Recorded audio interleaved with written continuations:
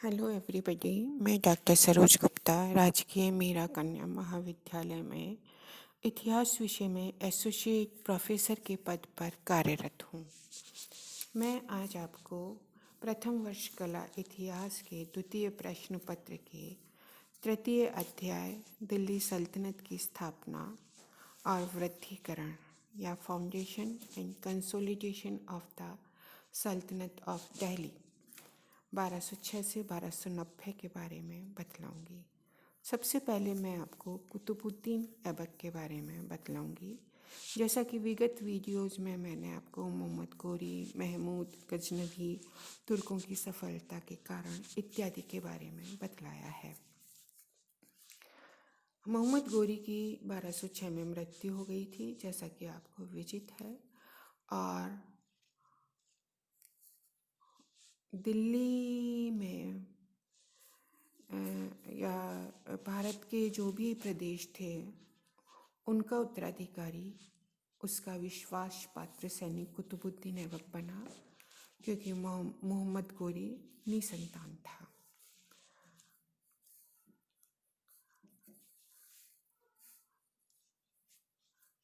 कुतुबुद्दीन ऐबक का समय 1206 से 1210 है।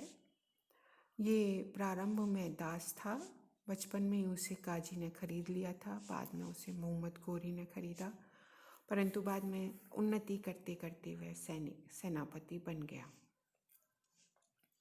1206 में मोहम्मद गोरी ने उसे भारत का वायसराय नियुक्त किया था। मोहम्मद गोरी की मृत्यु के बाद उसने पंजाब और दिल्ली पर अधिकार कर लिया। जब मोहम्मद गोरी की मृत्यु हुई तब जब भारत के प्रदेशों का वायसराय कुतुबुद्दीन ऐबक यहाँ का शासक बना, तो सबसे पहले उसे कुछ कठिनाइयों का सामना करना पड़ा। ताजुद्दीन याल्दोज ने गजनी, नासरुद्दीन कुबेचा ने मुल्तान और मोहम्मद बिन बख्तियार खलजी ने बंगाल पर अधिकार कर लिया था। तो इन प्रतिद्वंदियों का उसको विरोध सहना पड़ा था। दूसरी जो प्रॉब्लम थी वो थी हिंदू शासकों की समस्या थी। कुछ ऐसे राजपूत शासक थे जिन्हें मोहम्मद गोरी ने हराया था, परंतु वे अपनी स्वतंत्रता पुनः प्राप्त करना चाहते थे। जैसे कि 1206 में चंदेलों ने कालिंजर पर पुनः अधिकार कर लिया था। फर्रुखाबाद और बदायूं में भी राजपूतों ने पुनः प्रभुत्व स्थापित कर लिया था। तीसरा था ख्वारिज्म का शाह, जो कि मध्य एशिया में है, की दृष्टि गजनी और दिल्ली पर लगी हुई थी, तो वहाँ से आक्रमण की निरंतर संभावना थी। अब उसने इन शक्तियों का दमन कैसे किया? उसने याल्दूज की शक्ति का दमन किया। 1206 में याल्दूज ने मुल्तान पर आक्रमण कर उसे जीत लिया। ऐबक ने उसे यहाँ से भगा दिया, गजनी को जीत लिया। याल्दूज ने गजनी पर पुनः अधिकार कर लिया। ऐबक ने उससे समझौता करना उचित समझा और स्वयं याल्दूज की बेटी से विवाह कर लिया। दूसरा, उसने नासरुद्दीन कुबेचा से वैवाहिक संबंध स्थापित किए। ऐबक ने अपनी बहन का विवाह नासरुद्दीन कुबेचा के साथ में कर दिया। मोहम्मद बिन बख्तियार खलजी की मृत्यु के बाद अली मर्दान खां बंगाल का शासक बना, परंतु मोहम्मद शेख ने उसका विरोध किया। कुतुबुद्दीन की सहायता से अली मर्दान खां पुनः बंगाल का शासक बन गया और उसने कुतुबुद्दीन ऐबक की अधीनता स्वीकार कर ली। याल्दूज से निपटने के कारण वह राजपूतों पर दबाव न डाल सका और उसकी मृत्यु तक ये समस्या बनी रही थी। तो इस प्रकार कुतुबुद्दीन ऐबक ने अपनी विरोधियों को परास्त किया और उनके साथ वैवाहिक संबंध स्थापित करके अपनी स्थिति को सुदृढ़ किया। आशीर्वाद लाल श्रीवास्तव के अनुसार वो महान सेना नायक था।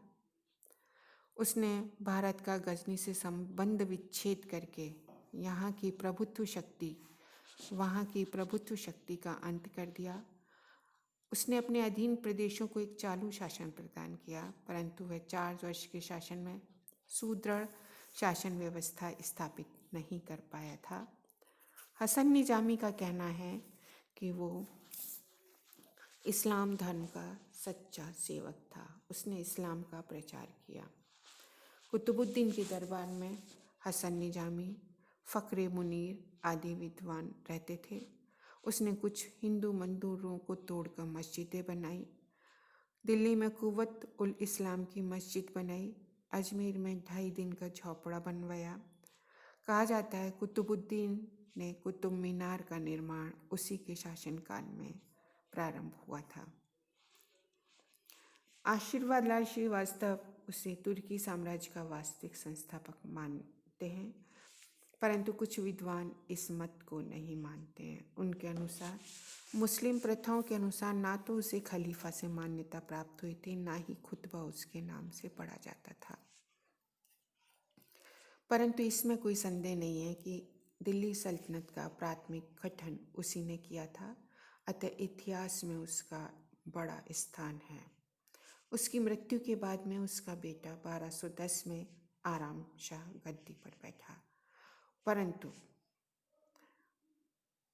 आराम शाह को निर्बल था, अयोग्य था, आलसी था, तो आराम शाह को इल्तुतमिश ने हरा दिया। इस प्रकार भारत में ऐबक वंश का अंत हो गया और एलवारी तुर्कों का राज्य स्थापित हुआ, क्योंकि इल्तुतमिश एलवारी तुर्क था। इसके बाद हम देखेंगे कि इल्तुतमिश का शासनकाल क्या था। ये हम आपको नेक्स्ट वीडियो में बतलाएंगे।